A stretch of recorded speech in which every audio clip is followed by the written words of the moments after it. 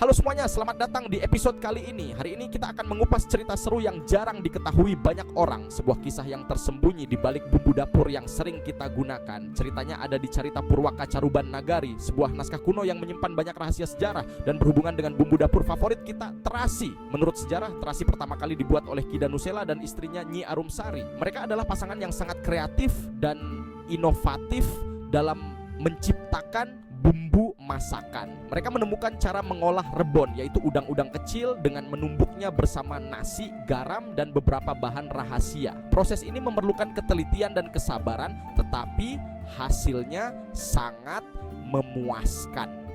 Dari situlah lahir terasi yang jadi andalan masakan saat itu. Terasi ini kemudian menjadi bumbu yang sangat penting dalam berbagai masakan tradisional.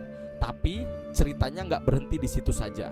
Ada banyak lagi yang bisa kita pelajari dari sejarah terasi ini. Ki Danusela dan Nyi Arumsari juga membuat petis, bumbu lain yang tak kalah penting dan menjadikan Cirebon penghasil garam terbaik di tanah Sunda. Garam dari Cirebon terkenal dengan kualitasnya yang tinggi. Keahlian ini mereka wariskan ke anak dan menantu mereka, Pangeran Walangsungsang dan Kencana Larang. Mereka melanjutkan tradisi ini dengan penuh dedikasi. Setiap tahun Cirebon harus mengirim upeti terasi, petis, dan garam ke kerajaan atasannya, termasuk Raja Galuh. Ini adalah bagian dari kewajiban mereka sebagai daerah bawahan. Raja Galuh ini pusat pemerintahan kerajaan Pajajaran di pesisir utara bagian timur. Kerajaan ini memiliki pengaruh besar di wilayah tersebut. Konon, kata terasi berasal dari kata asih yang artinya disukai raja. Ini menunjukkan betapa pentingnya terasi dalam kehidupan kerajaan. Dulu, perbedaan masakan bangsawan dan rakyat biasa itu terletak pada ada atau tidaknya terasi. Terasi menjadi simbol status sosial pada masa itu. Terasi mahal banget dan cuma dimakan kaum bangsawan. Hanya mereka yang mampu membeli dan menikmati bumbu ini. Nah, ada kisah menarik nih tentang Raja Cakraningrat dari kerajaan Raja Galuh.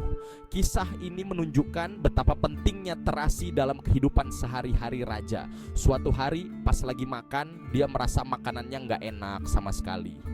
Raja sangat kecewa dengan rasa makanannya. Ternyata makanannya nggak dikasih terasi. Ini membuat raja sangat marah dan ingin tahu apa yang terjadi. Setelah tanya-tanya ke pelayan dan patihnya, dia baru tahu kalau Cirebon udah berhenti kirim upeti terasi. Ini adalah tindakan yang sangat berani dari Cirebon. Cirebon menyatakan kemerdekaannya dengan cara berhenti kirim upeti terasi, petis, dan garam. Ini adalah simbol dari kebebasan mereka. Peristiwa ini terjadi di tahun 1482 dan menandai awal kemerdekaan Cirebon. Ini adalah momen penting dalam sejarah mereka. Jadi begitulah cerita tentang rahasia terasi dari Cirebon ke kerajaan. Sebuah kisah yang menunjukkan betapa pentingnya bumbu sederhana ini dalam sejarah. Bumbu sederhana ini ternyata punya cerita besar di baliknya. Terasi bukan hanya bumbu tapi juga bagian penting dari sejarah dan budaya kita. Terima kasih sudah menonton. Jangan lupa like dan subscribe untuk cerita-cerita menarik lainnya. Sampai jumpa lagi di episode berikutnya.